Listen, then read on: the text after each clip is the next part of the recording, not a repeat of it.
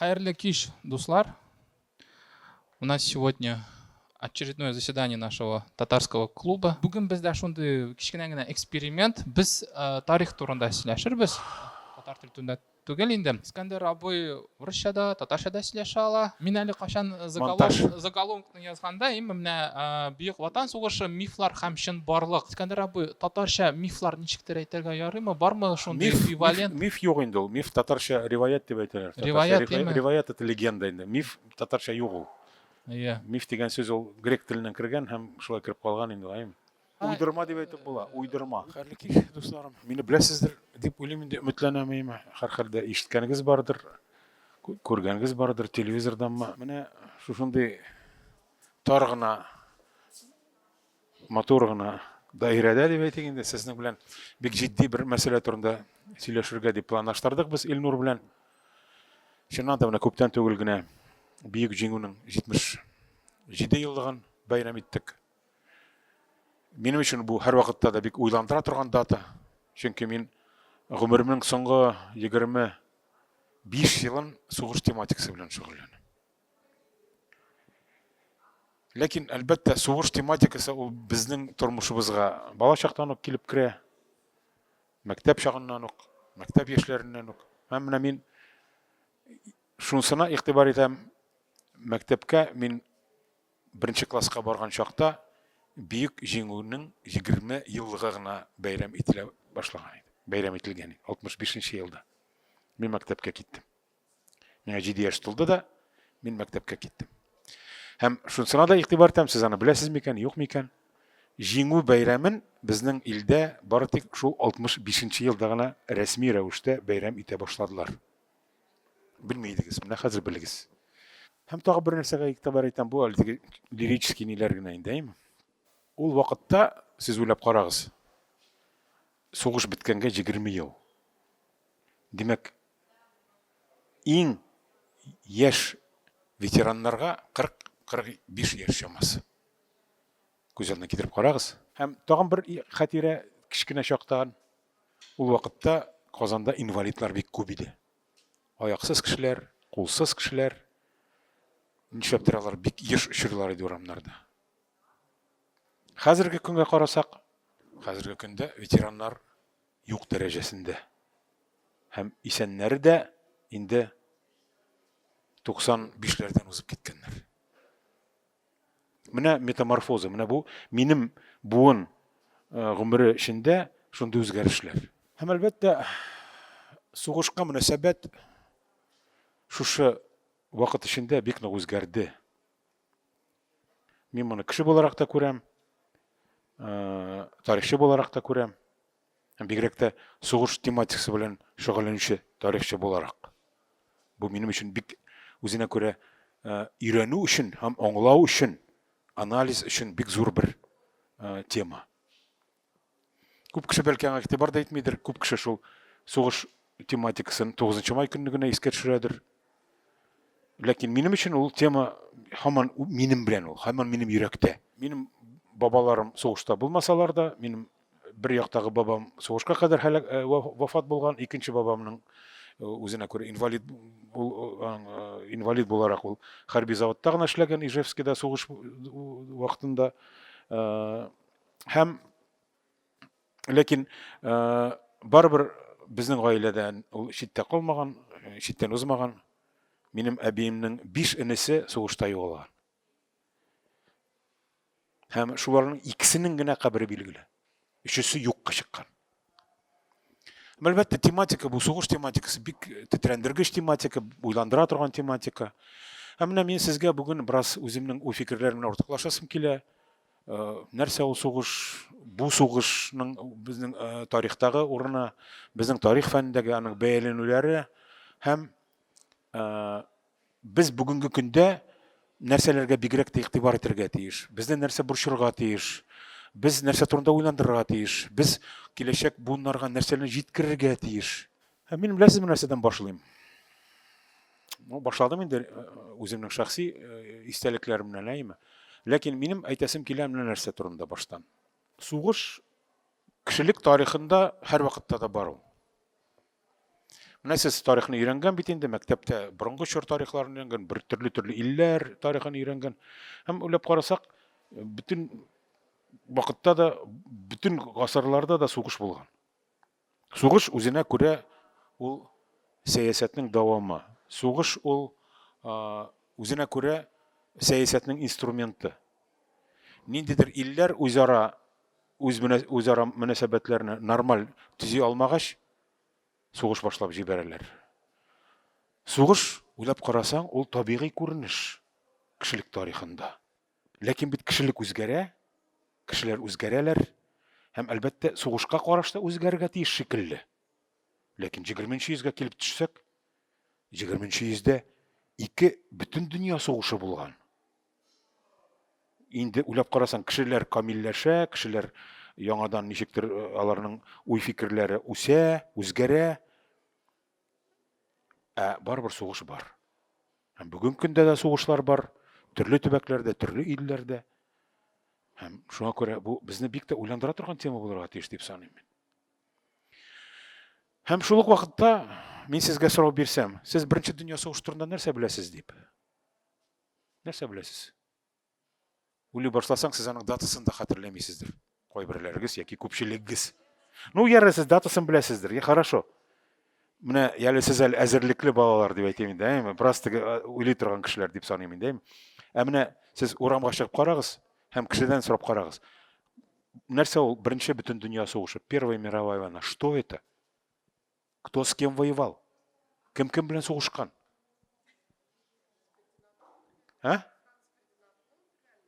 Юк, Франц Фердинанд ул бер генә эпизод кына ул. Нәрсәдән килеп чыккан ул? Кемгә каршы сугышкан? Ни өчен сугышкан? Ничә миллион кеше вафат булган? Ул да бит коточкыч фаҗига булган. Без аның турында бер нәрсә белмибез. Вакыйгалар, исемнәрен беләсезме геройларның? Нинди сугышлар булганын? Нинди илләр кемгә кайчан сугыш башлап җибәргән? Бер нәрсә белмибез. Без монда хәзер икенче дөнья сугышы турында сөйләшәбез. Кая гарантия? 30-40 ел узды, сезнең балаларыгыз туды, оныкларыгыз туды, алар нәрсә беләчәк икенче дөнья сугышы турында? Нәрсә ансы турында уйлап карагыз әле сез? Бәлки бу табигый күренештер. Бәлки без шул юл белән бара-бара әкренләп икенче дөнья сугышында онытырбыз.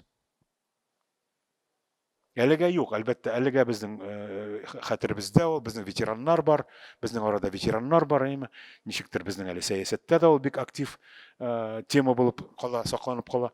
Ләкин бит минемчә шулай барачак ул тарихта. 100 ел узгач, без бәлки икенче дөнья сугышында онытырбыз. 1812 ел сугышы турында сез нәрсә беләсез?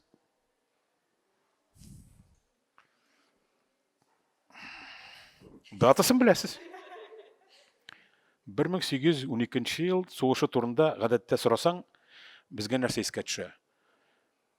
Гусарлар, ниндидер матур киемнәр, офицерлар, мыеклар, балы, Наташа Ростова. Всё. Бит ул да канлы сугыш булган, ул да бит күпме халык кырылган, күпме кеше киткән сугышка, күпме кеше һәлак булган сугыш кырында һәм баш салган үз ватаннары өчен, үз илләре өчен. Менә җәмәгать, шундый бер тарихта шундый бер нәрсә бар ул. Тарихта шулай әкренләп ул канлы вакыйгалар артта кала бару белән алар онытыла баралар. Бу бәлки нормаль күренештер. Ләкин барыбер менә безгә якын булган, безнең буынга, сезнең әти-әниләрегез, әби-бабаларыгызга якын булган бу күренешне без онытырга хаклы түгел һичшиксез. Хәзерге көндә һәр хәлдә. Чөнки бу сугыш тарихта иң канлы сугыш һәм безнең илебез өчен бик зур урын алып тора торган һәм хәлиткеч сугыш һичшиксез. Шуңа күрә һәр хәлдә бүген 2022 елда без ул сугышны оныта алмыйбыз һәм онытырга тиеш түгел. Төрле уйдырмалар да җитәрлек, төрле фальсификацияләр да җитәрлек. Һәм менә без хәзер аңа ничек карарга тиешбез? Нормаль кешеләр буларак, тарих белән кызыксынучылар буларак. Менә монда мин бер бик әһәмиятле гомум мәсьәләгә игътибар итәсем килә. Кешеләр тарихка караганда бик еш кына шундый бер хата җибәрәләр. Бер генә түгел инде, хаталар күп китә тарихка караганда, ләкин без тарихны һәр вакытта да үзгәртеп кабул итәбез. Без тарихка бик еш хәзерге көн күзлегеннән карыйбыз. Без тарихка бик еш хәзерге көн күзлегеннән бәя бирәбез. Без хәзерге реалияларны, хәзерге булган хәлләрне тарихка аударабыз. Бу да нормаль күренеш шикелле, ләкин дөрес түгел. Ул алай булырга тиеш түгел. Мин инде менә борынгырак чорга карыйм, мәсәлән, Алтын Урда чорын алыгыз, сез Казан ханлыгы чорын алыгыз. Без күп очракларда шул вакыйгаларны, моннан 500 ел элек булган вакыйгаларны бүгенге көн реалиялары белән аңлатып карыйбыз. Ниндидер патриотизм турында сөйлибез, ниндидер агрессия турында сөйлибез, әллә нинди хәзерге көннең фактларын алып узганнарга аударабыз. Ул алай дөрес булырга тиеш түгел. Шуңа күрә без бүген мәсәлән сугышны бәйләгәндә дә шул хатаны җибәрергә тиеш түгел. Менә бүгенге көн реалияларыннан чыгып сугышны бәяләргә ярамый. Сугышны бәйләргә кирәк. Шул вакыт хәлләрен аңлап һәм аңлатып. Бу бер хата. Бу бик җиш йөри торган хата һәм аны үзгәртеп булмый. Кызганычка каршы кешеләр шулай яраталар. Тарихта теләгәнне күрергә. Күз алдына китеп карагыз, менә бу фразаны исегездә калдырырга тырышыгыз. Без еш кына тарихта бары тик теләгәнне генә күрәбез. Һәм сугышка мөнәсәбәттә дә бу бик еш йөри торган хата. Менә без телибез аны күрергә. Бу бар. Менә без геройларны яратабыз, каһарманнарны, һәм без аларны күрәбез. Балганнарын күрмибез. Мин әле теге бераз фәнгә бәя биргәндә арсы турында әйтермен. Тагын бер нәрсә. Менә шуннан чыгып, без еш кына тарихны бузабыз. Һәм үзебезчә үзгәртәбез. Тарихны бит үзгәртеп булмый, ул булган хәл. Менә сез уйлап карагыз, тарих булган, аны үзгәртеп булмый. Теге классик бер шундый бер ни бар бит, тарихны ни өчен өйрәнергә кирәк дип сораганда, ничек кеше җавап бирә? Тарихта булган хаталарны кабатламас өчен. Аны сез дә ишеткәнегез бардыр. Ләкин сез менә уйлап карагыз әле, тарихта булган хаталарны бер кашанда кабатлап булмый. Чөнки алар инде булган һәм үткәннәрдә калган. Алар бетте. Сез яңа хатаны ясый аласыз. Тарихтан өйрәнергә мөмкин, тарихтан гыйбрәт алырга мөмкин, һәм сугыш тарихыннан шулай гыйбрәт алырга мөмкин. Һәм безнең менә шушындый хаталарыбыз бик еш очрый. Без тарихта каһарманнар күрәбез, без тарихны бизәргә яратабыз, без безгә ошамаган нәрсәләрне күрмибез, яки күрергә теләмибез, яки күзебезне юмабыз. Һәм сугыш тарихында да мондый фактлар һәм мондый күренешләр менә моннан җитәрлек. Менә хәзер инде әйдәгез, менә тарих фәнне һәм менә шушы сугыш тарихында булган вакыйгаларга ничек бәя бирелгән, ничек бәя бирелде, һәм бүген ничек бирелә. Менә карагыз, Совет вакытында сугышка мөнәсәбәт бик төгәл иде. Безнең бер төгәл линия бар иде. Без менә шушы юл белән барабыз. Һәм безгә партия ничек өйрәтте, без шулай бәйлибез бөтен нәрсәне. Совет вакытында бар иде төгәл сан 20 миллион совет кешесе һәлак булды дип сугыш вакытында. Хәзер без әйтәбез 27 миллион дип әйме. Ләкин аны беркем дә санамаган. Һәм ул һичшиксез күбрәк булырга тиеш дип саныйм. Ләкин монда теге 1 миллион теге якка, бу 2 миллион бу якка ул бары тик теге фаразлау гына, әйме. Ләкин монда бу кутышкыч трагедия икәнен турга ярамый. Менә сез карагыз, мин монда Беренче дөнья сугышы турында әйттем. Беренче дөнья сугышында да бер 20 миллионга якын гомумән кеше һәлак булган. Бу да бит зур сан кутышкыч. Ләкин шунсын да онытмыйк, мәсәлән, Беренче дөнья сугышы вакытында 6 империя юкка чыккан. Менә нәтиҗә, менә бурылыш. Икенче дөнья сугышында шулай ук бик зур бурылышлар башланып китә. Совет вакытында, димәк, кире кайтабыз Совет вакытында. Безгә бөтен нәрсә түгел аңлашыла иде. Менә тегендә дошман, фашистлар, менә монда без гадел сугыш алып барабыз. Һәм алар безгә каршы агрессия оештырган халык һәм дәүләт. Безнең идеологиябыз дөрес, аларның идеологиясе дошман идеологиясе. Совет вакытында шактый күп эшләнде, дөресен әйткәндә. Бик күп тарихчылар яздылар. Сугыш турында бик күп китаплар чыкты, күп томлы тарихлар чыкты. Ләкин бик күп темалар читтә калды. Һәм менә монда тагын бер зур бер нәрсәгә игътибар итәргә кирәк. Мин аны менә инде үземнең тәҗрибәмнән чыгып сезгә әйтәм. Тарихны бит аны үзгәртеп булмый дип әйттем мин сезгә, әйме? Ләкин тарихта без күрергә тиеш bütün булган якларны. Bütün булган якларны. Чөнки алар булган. Без алар турында ниндидер фикер йөртергә тиеш, без аларны аңларга тиеш, без аларны аңлатырга тиеш дип саныйм мин. Матурлык та булган, гүзәллек та булган, каһарманлык та булган, ләкин хыянат та булган, начарлык та булган, пычрак та булган. Кеше ансыз булдыра алмый. Кешелек тарихында бүтән нәрсә дә бар. Ә менә без совет вакытында сугыш турында сөйләгәндә бары тик матурлыкны гына күрдек. Каһарманлыкны гына күрдек. Менә безнең бар иде Сталинград сугышы, бу Халид кече роль уйнаган сугыш вакытында, борылыш башланган шул 43 елдан башланып киткән Курск дугасындагы сугыш, аннан соң әллә нинди мифлар килеп чыкты, әллә нинди каһарманнар турында күпертеп яздылар. Анда үзенә күрә теге урысча әйтсәк ранжирование дигәндә бул нәрсә булды. Советлар вакытында бер 15-20 бүтән илгә билгеле герой бар иде.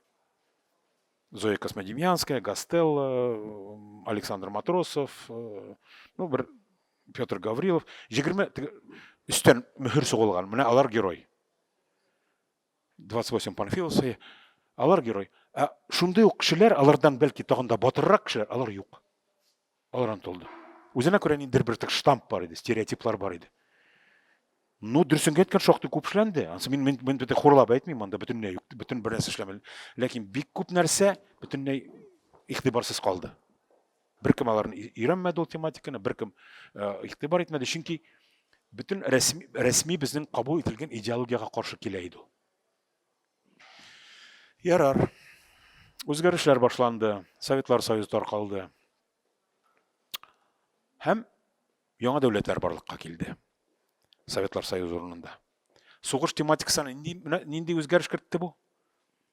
Хәзер һәрбер яңа барлыкка килгән илдә яңа сугыш тарихы башланды. Менә без элекке Совет республикаларын алсак, аларның тарихларын актара башласагыз, аларда абсолют бөтенләй башка караш барлыкка килде. Элекке менә Совет республикалары бар бит инде, бөтенсен беләсез әйме. Һәрберсендә үз тарихы. Борынгы тарихтан башлап, һәм әлбәттә сугыш тарихы да алар өчен бөтенләй башка. Үзенчә аңлатыла.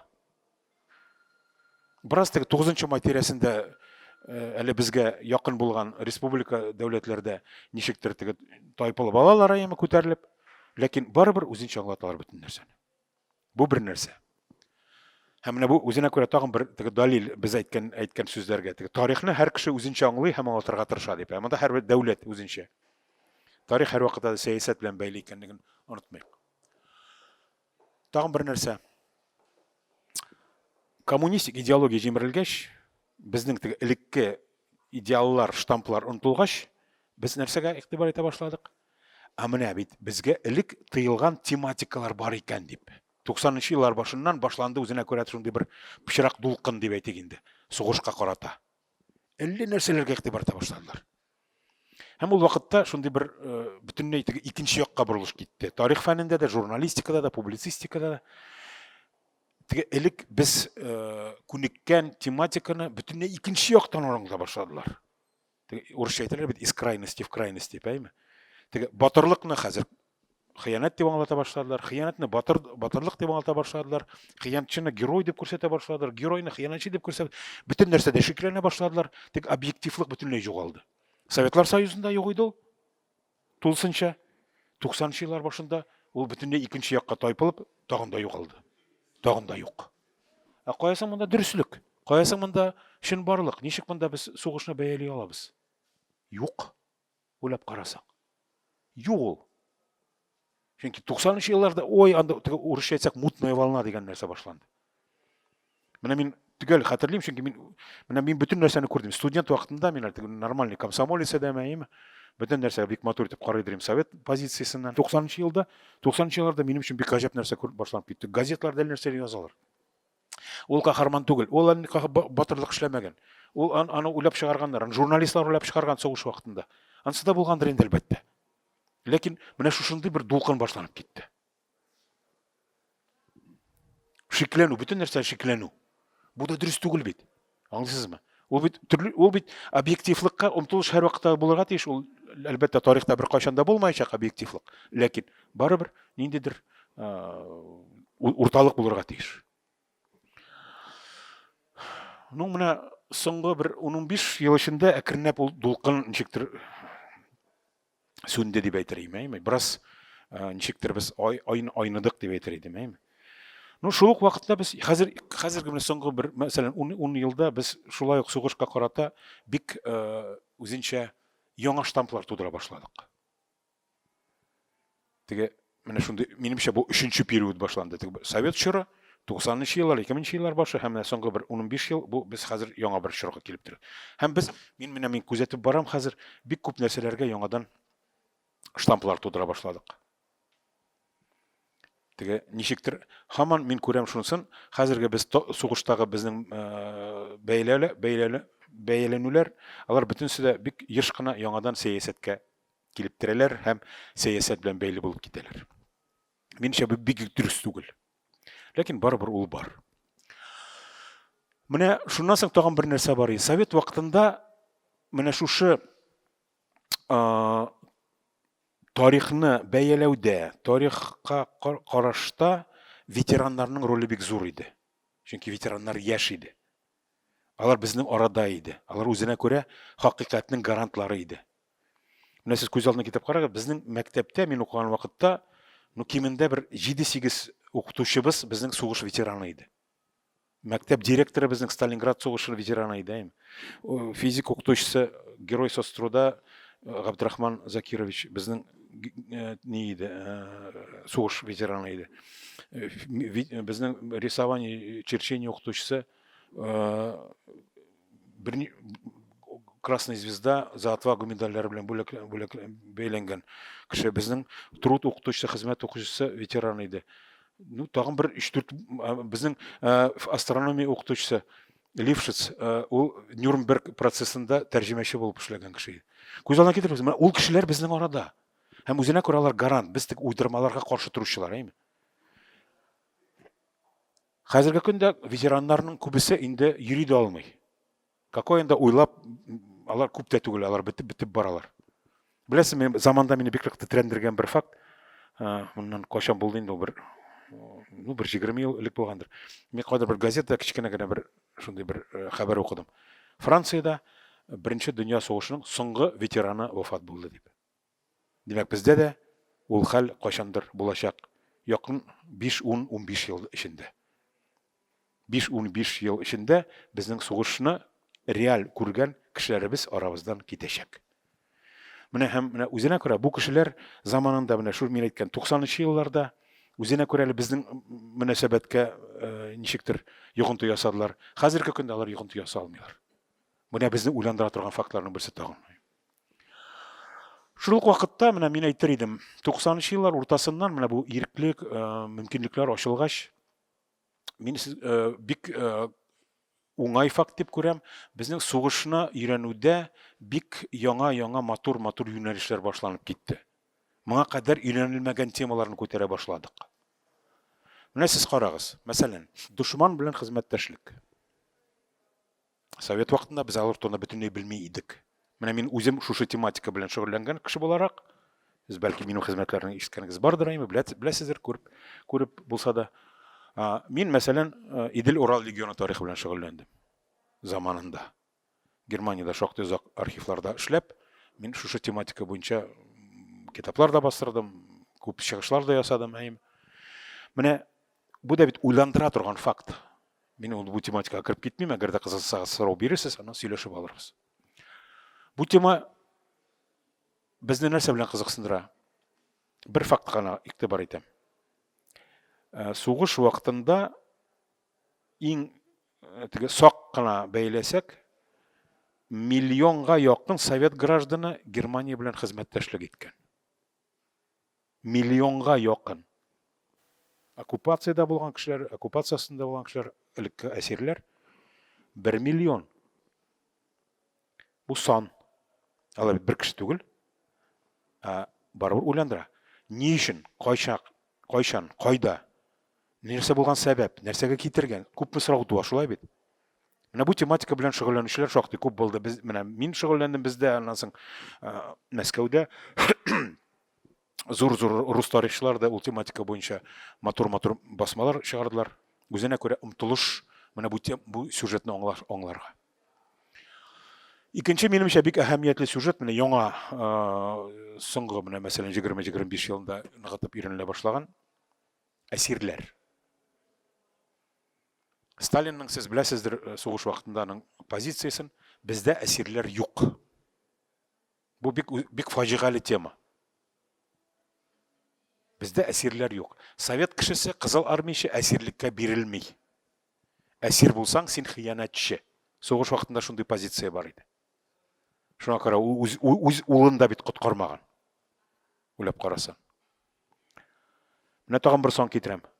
Рәсми немец документлары буенча кызыл армиячеләрдән 6 миллионга якын кеше немецларга әсирлеккә эләккән сугыш вакытында. 6 миллион, сез күз алдына китереп карагыз. Бит һәрберсе ул кеше, һәрберсе артында язмыш. Һәм без аларны бөтенләй белмибез. Чөнки элекке позиция булган безнең әсирлеккә караш шундый. Һәм һаман да бар булды ул. Хәтта теге юкка чыкмады ул берничектә. Аларны да өйрәнергә кирәк. Германиядә өйрәнделәр, бик матур монографиялар бар име. Һәм бүгенге көндә безнекеләр дә язалар. Ләкин әле җитәрлек түгел минемчә. Бу котышкыч фаҗига, аны да аңларга кирәк. Ни өчен шулай килеп чыккан ул? Өченче сюжет шәхес һәм сугыш. Бу аны без теге элек шәхесне бары тик каһарман дип кенә күрдек. Каһарман гына шәхес була дип кенә күрдек. Менә конкрет гади кешенең язмышы сугыш вакытында. Конкрет менә окопта утыра торган солдатның язмышы. Сез әйттегез, Германиядагы фашистлар белән булган хезмәттәшлек иткән безнең солдатларны, әйме, безнең халыкны, һәм менә ул исемлек билгеле булгачтан, ул фаш ителдеме дөньяга, яисә ул менә шулай ябык көйгә калдымы? Чөнки менә ул аны бер карасаң, сугыштан соң ничәдер еллар үткәчтән үзеңнең бабаңның анда алар белән хезмәттәшлек итүен белү дә, мәсәлән, менә гади халыкка да ул авыр әйбер инде. Бу шуннан да бик четерекле тема, бик авыр тема, ләкин без аны шулай белергә тиеш. Ул бит булган хәл. Менә мин һәрвакыт каршы теге тарихтан ниндидер темаларны өйрәнмәүгә каршы мин. Бу миңа ошамый, димәк ул юк. Алай ярамый ул. Заманында мин шул тема белән шөгыльләнә башлагач, безнең бер профессорыбыз минем яныма килде дә әйтте: "Бездә андый кешеләр булмаган, бездә хыянатчылар гына булган" дип. Менә аның фразасы шума исемдә әле ул шуны кабул итмәдем мин бу тема белән шөгыльләнү. Ләкин мин уйладым, менә булган хәлне ничек инде өйрәнмәскә? Ничек аңламаска? Мин бит монда аларны яклап чыкмадым. Мәсәлән, ул китапларны язган вакытта, яки аларны фарш итеп чыкмадым. Мин адвокат түгел, мин прокурор түгел, мин тарихчы, мин бу теманы аңларга тиеш. Идел Урал легионы дигән нәрсә. Менә бу тематика белән шөгыльләнгәндә минем өчен шул әһәмиятле булды. Ни өчен каян килеп чыккан ул хәл дип? Каян килгән ул кешеләр? Һәм аның объектив сәбәпләре нәрсәдә? Чөнки алар бит буш урында барлыкка килмәгән ул кешеләр. Алар бит ниндидер җәмгыятьтә тәрбияләнгән, алар ниндидер тәрбия алган гаиләләрендә. Аны бит үзенең сәбәпләре дә бар. Объектив сәбәпләр, субъектив сәбәпләр. Совет иле ул безнең милләткә, төрки халыкларга, мөселман халыкларына карата үзе дә күп кенә хыянатлар кылган бит 20-30 елларда. Менә динне бетереп, колхоз системасын оештырып, репрессиялар, аларда бик хыянат дәүләт тарафыннан. Шуңа күрә җәмгыятьтә шулай ук шушы системага каршы торучылар булган бит. Аннан соң тагын кеше, мәсәлән, менә күз алдына китереп карагыз, татар малае, 18 яшьлек татар малае, авылда үскән, урысча сөйләшә белми, әсирлеккә эләкте икенче көнендә үк, мәсәлән, сугышның. Ул бит бөтенләй дөньяны аңламый әле. Аның янына килә спай гына килгән татар абзые һәм аңлата башлый әсирләр лагерендә. Без татар киләчәге, татар дәүләте өчен көрәшә башлыйбыз дип. Нишләп без аны гаепләргә тиеш әле учракта да? юридик яктан ул гаепле, ләкин күп очракларда без һәрбер ситуацияны индивидуаль аңларга тиеш. Һәм монда теге кисеп кенә әйтергә ярамый бөтен нәрсәләрне. Монда бик күп бөтен нәрсәне тирәннән эчтән аңларга кирәк, аңлатырга кирәк дип саныйм. Мин кыскача гына әйттем, әгәр дә минем позицияны белергә теләсәгез, минем китапларны табыгыз, Легион Идел Урал, анда мин бик күп нәрсәләр турында язам, аңлатам, тарихчы буларак. Батырлык дегенде, менә минем өчен ачыш иде.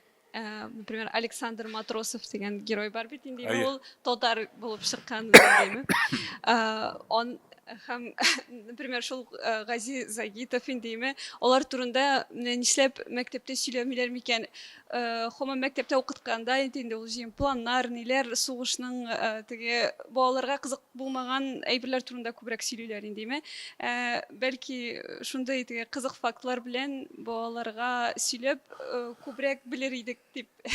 Бу дөрес фикер әлбәттә, ләкин Александр Матросов татар булганмы, татар булмаганмы? Бу минем өчен мәсьәлә түгел. Башкортларны башкорт ди, татарларны татар ди, урысларны урыс ди. Җәмәгать әйдәгез сугышып ятмыйк инде. Булган ул хәл, булган, ләкин Матросов кебек геройлар 200-дән артык. Яки Михаил Сонны хәтерен берничә йөз дип беләбез инде. Нәкъ шундый ук батырлык. Без беләбез бер кешене.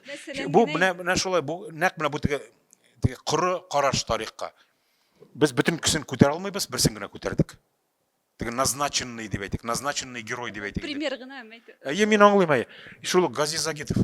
Гази Загитов турында сөйләп башлыйбыз. Булды бит безнең совет вакытында 2 герой.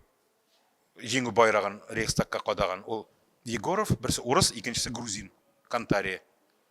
Ойлап карасаң, алар теге постановочный геройлар булып чыкты. Алар да куйган, ләкин алар беренче түгел. Но инде берсе урыс булгач, икенчесе грузин, Сталин грузин булгач, әлбәттә аларны билгеләделәр. Герой дип. Назначенный геройлар. Совет вакытында да кешеләр шактый күп булды. Әлбәттә монда әйткәнемчә сугыш бит шул хәтле теге шуар күренеш, монда кешеләрне табып та әле һаман да табып була. Каһарманнар. Тегендә бу яктан да, теге яктан да менә конкрет Зоя Космодемьянский шикелле, партизаннар шикелле, нидер сугыш кырында танкистлар, әллә кемнәр, летчиклар, әллә кемнәр табып була. Ләкин без ничектер теге һаман теге штамплар белән генә шитергә күнеккән, бу кызганычка каршы нормаль күренеш. Анысы инде беренче тәшәббүс бу. Тарихчылар эшлиләр, ал барып җитәме халыкка, ул икенче нәрсә. Һәм күп нәрсә, мәсәлән, балаларга аңлаткан вакытта күп нәрсә тора үзенең укытучының үзеннән. Укытучы ничек аңлата ала, ничек җиткерә ала, шул сугыш тематикасы. Һәм сез буны уйлап карагыз, минем белүемчә мин хәзер теге бик мәктәп программасын белеп бетермим. Ләкин без заманында сугышны бер 15 дәрестә өйрәнәдек. 15 дәрес совет вакытында. Без мәсәлән анда зур сугышлар турында аерым дәресләр буладыр безнең. Хәзер 2 дәрестә өйрәнәләрме? Бөтен сугышны. Ниле 2 микән? Мин белмим, сез яшьрәк булын, сез беләсездер күз алдына кир. Белмим. Менә хәзер ул җитми. Чөнки сугыш чыннан да бик зур тема, аны балаларга җиткерү бик әһәмиятле, бик мөһим нәрсә. Һәм аны бик ныгытып, тирәнтен өйрәнергә кирәк. Искәндәр абый, менә заманча кино бездә төшерелгәнме, анда Көнбатышта төшерелгәнме? Ниндине карарга киңәш бирер идегез? Менә минемчә недавно чыккан кино Зоя Космодемьянская, ну ниндидер бер ямсыз булып чыкты, әйме? Аннан соң бездә анда менә танк турында кино чыкты, тоже шундый бер компьютерный уен кебек, әйме? Менә сез безгә заманча киноны ниндине киңәш, карарга киңәш итер идегез? Теге профессор Преображенский әйтә бит, не читайте на ночь советских журналов, дип, әйме? Мин сезгә әйтергә, карамагыз сез андый фильмнарны, һәм укымагыз сез тарихи романнарны, әйме?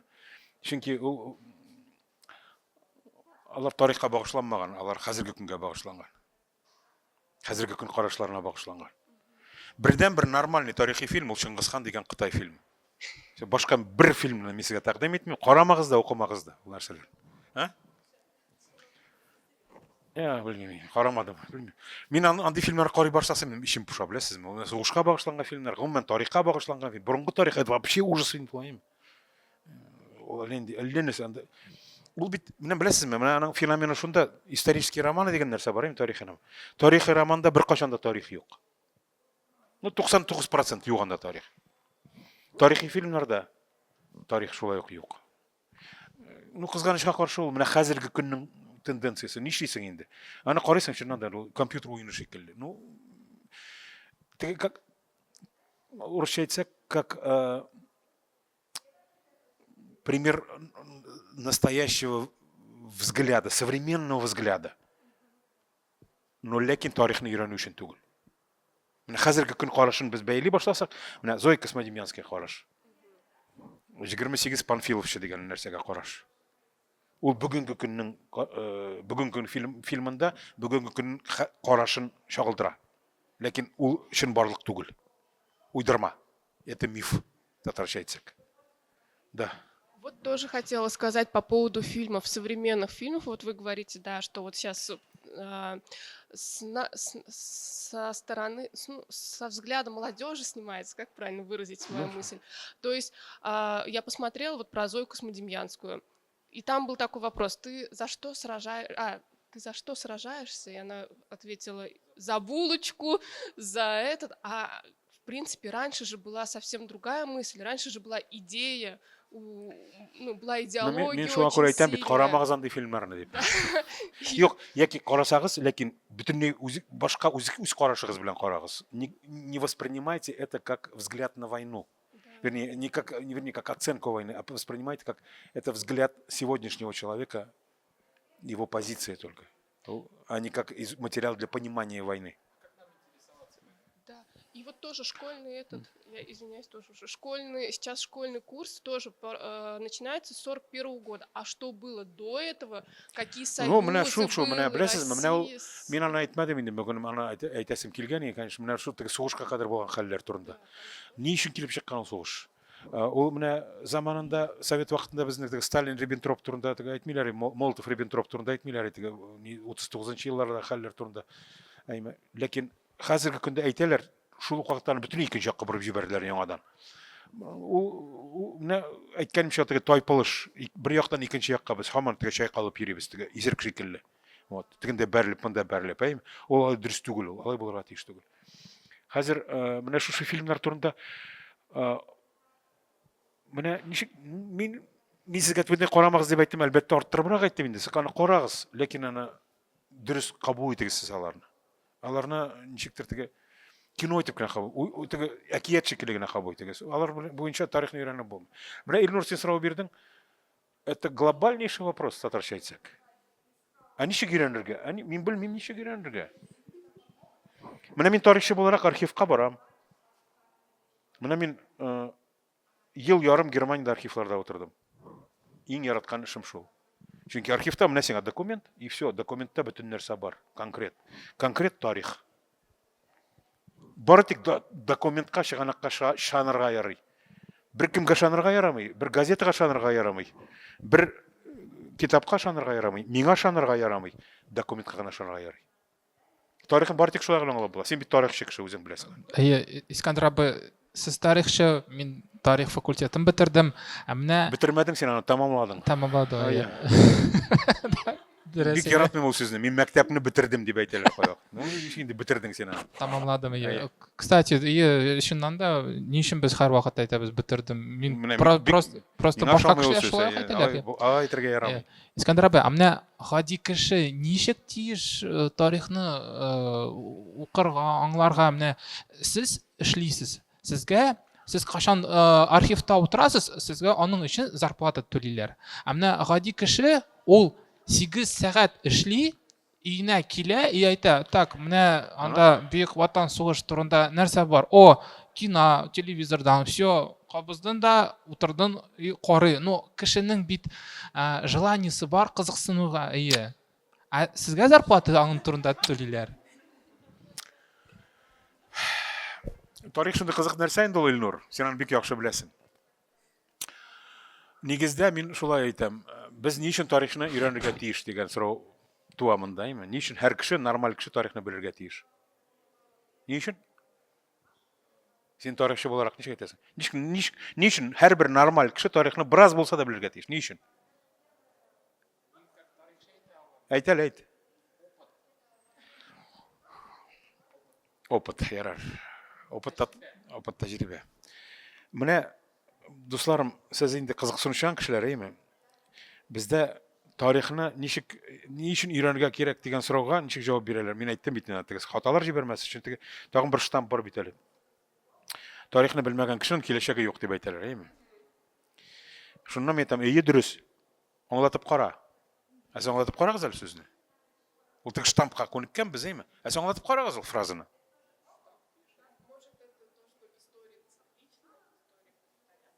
Не может она повторить? Яңгы әйттем мин аны. Менә тарихны белмәгән кешенең киләчәге юк дип әйтәләр. По идее, дөрес русча әйтсәк, әйме? Ләкин аңлатып карагыз. Үзегезгә, миңа әйтмәшәгез дә, үзегезгә аңлатып карагыз. Бу дөрес фраза, ләкин бит аны аңларга кирәк. Һәм менә кешән шуңа күрә күп аңламый аны, Илнур. Теге штамп итеп кенә кабатлый, әйме? У того, кто не знает историю, у того нет будущего, дип. Изеп йөриләр. Ләкин аңлата алмыйлар. Беләсезме? Аның менә нинди бер хәйләсе бар бу фразаның. Аны мин сезгә шулай киңәш итәм. Тарихны белмәгән кеше, ул үткәннәрне белмәгән кеше, шулай бит? Һәр кеше үзенең үткәннәрен онытса, үзенекен конкрет, шәхсән, лично үзенең тарихын онытса, үзенең үткәннәрен онытса, кем була ул? Менә син үзең оныттым, үзеңнең биографияңны дип әйтәбез, үткәннәреңне. Кем буласың син? Менә сиңа тарихны өйрәнү. Шуңа күрә минемчә, һәр кеше үзенең тормышын, үзенең үткәннәрен белә икән. Ул менә ике аягы белән җирдә басып тора һәм тормышын кора үзенең, алга бара. Аңлый хәзерге көндә хәлләрен һәм кая барачагын аңлый ул. Шуңа күрә мин шулай дип уйлыйм. Кешелек тә шулай белергә тиеш үзенең тарихын дип. Һәм Илнур, менә шу сорауга син әйткән, зарплата алмаган кеше, өенә кайтып, арып, эштән, ашашый, аңа телевизордан сөйлиләр, әйме? Ул шуңа ышанып утыра. Ничек өйрәнергә тиеш ул тарихны? Монда бары тик, мин монда инде теге ниндидер рецепт әйтә алмыйм. Монда минемчә булырга тиеш нормаль кешенең беренче яктан җаваплылыгы, һәр кешенең. Икенче яктан кызыксынуы. Бу нормаль кешенең. Бик күп кеше кызыксынмый, бик күп кеше җаваплы түгел. Андый кешеләрне үзгәртеп булмый. Шорт с ними татарча әйтсәк. Ләкин нормаль кешеләр булырга тиеш минемчә җаваплы, икенче яктан кызыксынучан. Тарихны өйрәнү ул җаваплылык һәм һәр кеше өчен. Үз тарихын конкрет, шәхси тарихын, шәһәре тарихын, иле тарихын, милләт тарихын белергә тиеш нормаль кеше. Һичшиксез. Һәм кызык, ул бит кызык икенче яктан. Шул ук вакытта ничек өйрәнергә?